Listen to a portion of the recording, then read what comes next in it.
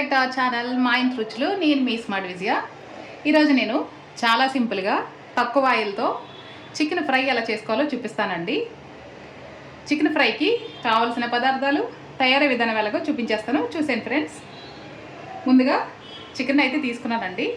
దీన్ని శుభ్రంగా క్లీన్ చేసుకుని 2-3 సార్లు సాల్ట్ అయితే వేసి కడిగి పెట్టుకున్నాను. దీంట్లో మనం ఇప్పుడు కొద్దిగా పసుపు, 1 స్పూను అల్లం వెల్లుల్లి పేస్ట్ అండి,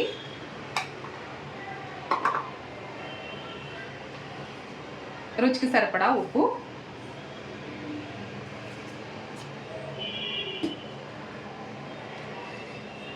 అలాగే మనం తినేదాన్ని బట్టి కారం అండి,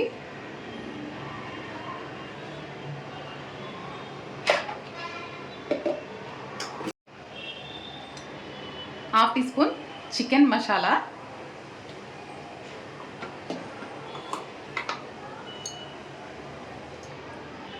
1/2 teaspoon whole garam masala పొడి,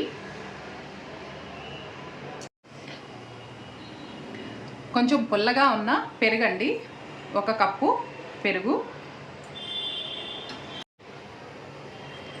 సన్నగా తరిగి పెట్టుకున్న కొత్తిమీర, అలాగే 1 నిమ్మకాయన అయితే రసం తీసి పెట్టానండి. ఇవన్నీ మనం చికెన్లో వేసేసుకుని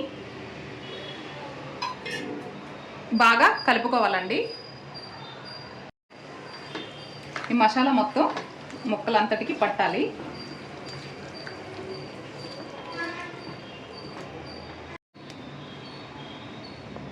ఇలా బాగా కలుపుకొని కొద్దిగా ఫుడ్ కలర్ కూడా వేసేసుకోండి. ఫుడ్ కలర్ ఇష్టం లేని వాళ్ళు స్కిప్ చేసేయండి ఫ్రెండ్స్. ఇలా మనం బాగా కలుపుకున్న తర్వాత అరగంట నుంచి గంట వరకు ఫ్రిడ్జ్లో అయితే పెట్టేసి ఫ్రై చేసుకోవడానికి ఒక 10 నిమిషాల ముందు బయట పెట్టుకుంటే సరిపోతుందండి. చాలా సింపుల్గా చాలా టేస్టీగా అయితే ఉంటుందండి. ఇది మనం ఇప్పుడు ఫ్రిడ్జ్లో అయితే పెట్టేసుకుందాము. చికెన్ మ్యాగ్నేట్ చేసుకోవడం 1 అవర్ అయితే అయిపోయిందండి. తీసి బయట అయితే పెట్టేసుకున్నాను. ఇప్పుడు ఫ్రై చేసుకోవడానికి స్టవ్ వెలిగించుకొని ఒక కడాయి పెట్టి ఫ్రైకి కావాల్సిన ఆయిల్ అయితే వేసేసుకున్నానండి. ఇప్పుడు ముందుగా కొద్దిగా కరివేపాకు, పచ్చిమిర్చిని ఆయిల్లో అయితే ఫ్రై చేసుకుందాము.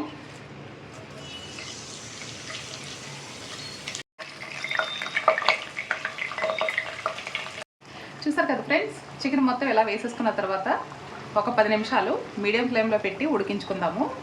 10 నిమిషాల తర్వాత సిమ్లో పెట్టి మూత పెట్టేసుకుని మరొక 10 నిమిషాలు అయితే ఉడికించుకోవాలి. చూసారా ఫ్రెండ్స్, ఇందులో మనం ఎలాంటి వాటర్ కూడా వేసుకోలేదండి. పెరుగు ఒకటే వేసాం కదా, అది మనకి ఇలా వాటర్ లాగా వస్తుంది.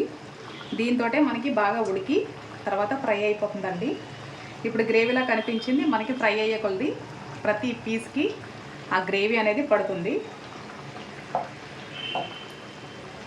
ఇప్పుడు సిమ్లో పెట్టేసి ఒక 10 నిమిషాలు మూత పెట్టేసుకుందాము. చూసారు కదా ఫ్రెండ్స్, మనకి చికెన్ ఫ్రై అయితే రెడీ అయిపోయిందండి. మనకి గ్రేవీ కూడా వస్తుందండి. టేస్ట్ అయితే ఎక్సలెంట్గా ఉంటుంది.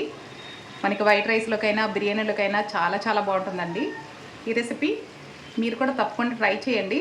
ట్రై చేసి ఎలా వచ్చిందో నాకు కామెంట్ చేయండి ఫ్రెండ్స్. నచ్చితే లైక్ చేయండి, షేర్ చేయండి. చూసారండి, మనం కలుపుతుంటేనే ముక్క అనేది విడిపోతుంది. చాలా సాఫ్ట్గా, చాలా జ్యూసీగా చాలా బాగుంటుందండి. ఫ్రై అయితే రెడీ అయిపోయింది కదా, స్టవ్ అయితే ఆఫ్ చేసేసుకుంటున్నాను. చివరిగా ముందుగా వేయించి పెట్టుకున్న కరివేపాకు, పచ్చిమిర్చి అయితే గార్నిష్ చేసుకుందామండి. చూసారు కదా ఫ్రెండ్స్, ఈ విధంగా అయితే గార్నిష్ చేసుకున్నాను. రెస్టారెంట్కి మించిన టేస్ట్ అయితే ఉంటుంది. చాలా బాగుంటుందండి. నా ఛానల్ని ఫస్ట్ టైం చూస్తున్నట్లయితే సబ్స్క్రైబ్ చేసుకోండి ఫ్రెండ్స్. Thanks for watching. మరొక రెసిపీతో మళ్ళీ మీ ముందుకు వస్తాను. Bye friends.